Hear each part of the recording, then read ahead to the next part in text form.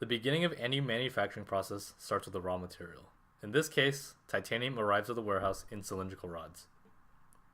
To achieve a hollow tube, the titanium rod goes through a hot piercing operation, where a spear-like tool pierces the rod from one end while it is pushed through by a set of rollers.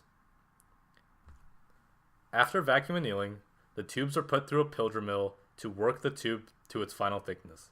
The cold working increases the strength and creates the optimal grain size for bending and fatigue properties. Next, the hollow rods are run through a series of rollers to straighten the rod from any bending that may have occurred during the pilgering process. Once straightened, the rods can then be cut to final length and shipped out to 7 cycles. At 7 cycles, the geometry of each bike is tweaked to the customer's specifications. After the tubing arrives, the proper tubing is selected to generate the ideal ride quality.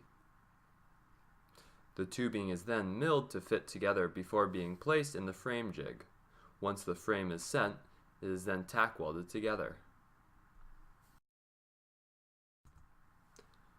The welds are checked for tidiness and also for color, as to ensure that the weld has reached the proper heat.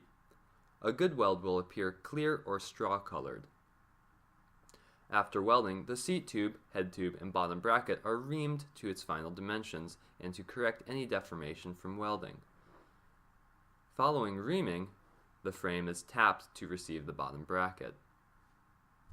Afterwards, the entire frame goes through surface finishing and accompanied decals can be applied.